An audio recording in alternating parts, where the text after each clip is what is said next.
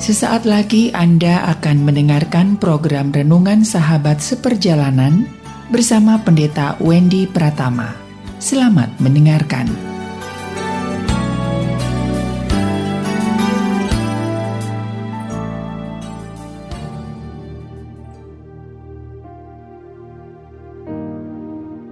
Selamat berjumpa kembali di dalam layanan audio Sahabat Seperjalanan. Hari ini adalah hari Selasa 18 Oktober 2022. Tema renungan saat teduh kita dengan judul Sombong sama dengan kehancuran.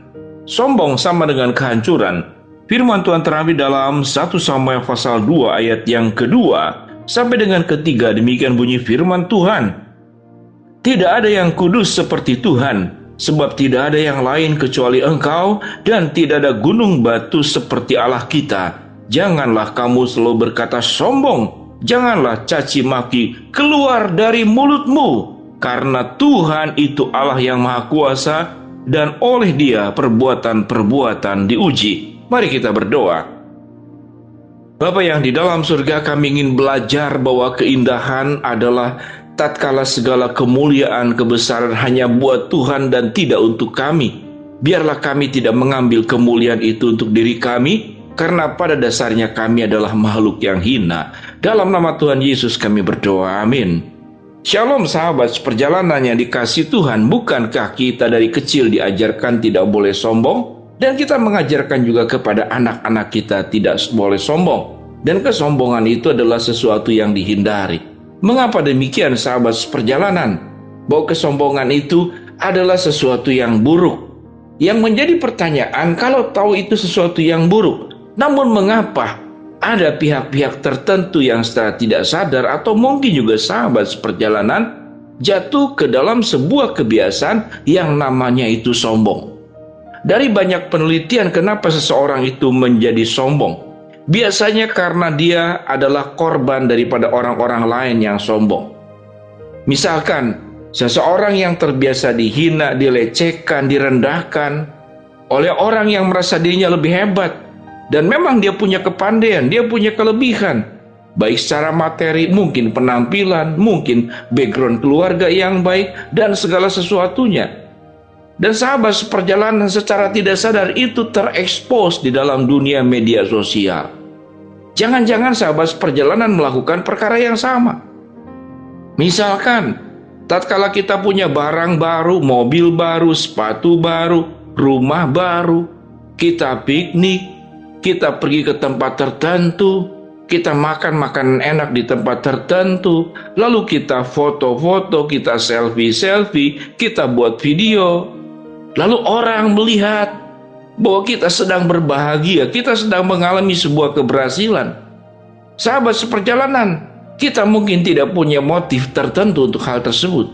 Namun tidakkah ada orang-orang yang tatkala melihat semuanya itu, justru orang tersebut sedang di dalam kesulitan, sedang di dalam masalah, sedang di dalam kekurangan, sedang di dalam problem. Lalu kemudian dia merefleksi diri, mengapa saya tidak sebahagia dia? Lalu dia berjuang untuk hal tersebut. Dan tatkala kemudian dia mengalami keberhasilan, secara tidak sadar dia melakukan perkara yang sama seperti dia lakukan oleh orang yang lain, yang mengungkapkan segala hal yang katakanlah indah-indah, segala suatu keberhasilan. Bapak Presiden Joko Widodo baru-baru ini mengumpulkan seluruh Kapolda, Kapolres seluruh Indonesia, jumlahnya hampir 600. Apa yang diingatkan dalam pidato dan nasihat seorang presiden kepada seluruh Kapolda yang ada di Indonesia, termasuk Kapolri, agar punya kepekaan, agar jangan memamerkan, sehingga datang ke istana pun memakai bis, tidak dilarang memakai mobil-mobil pribadi. Jadi dilarang untuk supaya punya sebuah kepekaan di tengah-tengah ekonomi yang para pakar mengatakan tahun depan suram dan tahun depannya lagi 2 tahun kemudian adalah ekonomi yang gelap di dalam dunia ini. Jadi sahabat seperjalanan, kesombongan itu biasanya karena terpancing oleh orang-orang yang sombong, dan orang-orang sombong itu sendiri adalah orang-orang yang dulunya juga adalah korban. Apa yang firman Tuhan katakan? Tidak ada yang kudus seperti Tuhan, sebab tidak ada yang lain kecuali Engkau. Dan tidak ada gunung batu seperti Allah kita. Janganlah kamu selalu berkata sombong, janganlah caci maki keluar dari mulutmu. Ada dua kata yang cukup menarik. Yang pertama, tidak ada yang kudus seperti Tuhan. Mengapa dikatakan di sana tidak ada yang kudus seperti Tuhan? Artinya kekudusan hanya milik Allah. Dan keberdosaan itu adalah bagian daripada kehidupan kita sebagai manusia. Salah satunya adalah kesombongan. Sahabat perjalanan, saya bertemu dengan seseorang yang dulunya adalah teman masa kecil saya. Dan setiap kali bertemu, dia selalu berbicara tentang keberhasilan dia. Kemudian satu kali dia memakai sepatu.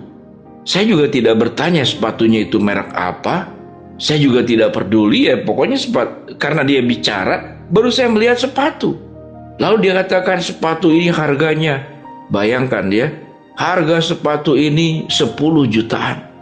Lalu apa yang diungkapkan oleh dia? Saya rencana mau injak dia, saya bilang boleh saya injak. Wah, langsung dia tarik kakinya. Sahabat seperjalanan, jadi apa?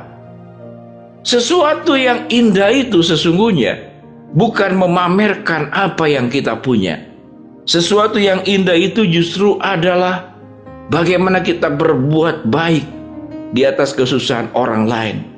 Bagaimana bukan kita memaksa orang lain untuk senang di atas kesenangan dan kebahagiaan kita. Tidak demikian.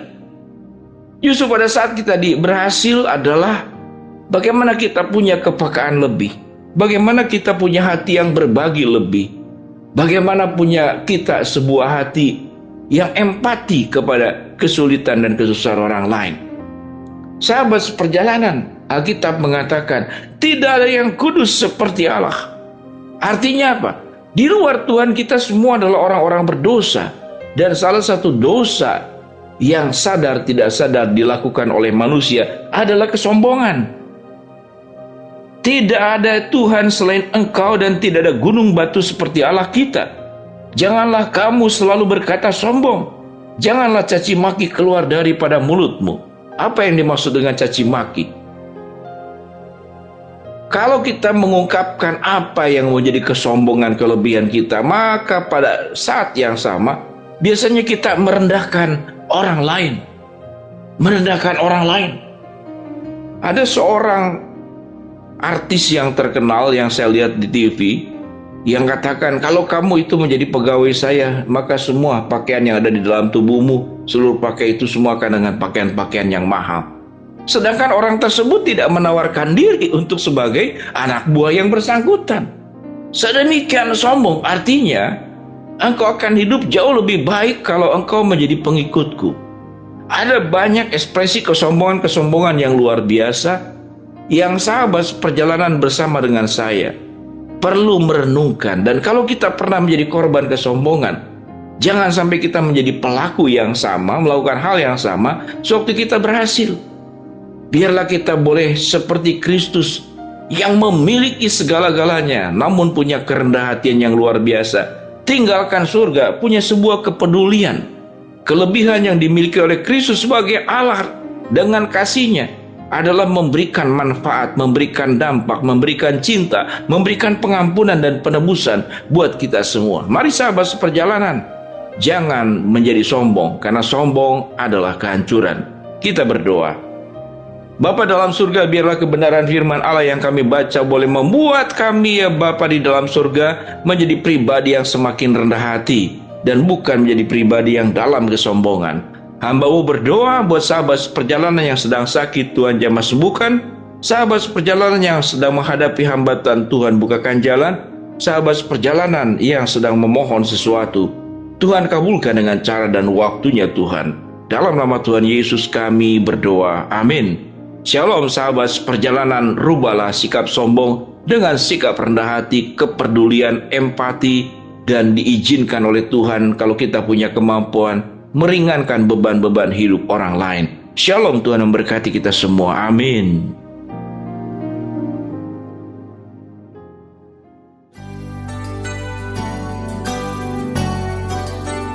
Anda baru saja mendengarkan program Renungan Sahabat Seperjalanan bersama Pendeta Wendy Pratama. Terima kasih atas perhatian Anda. Tuhan Yesus memberkati.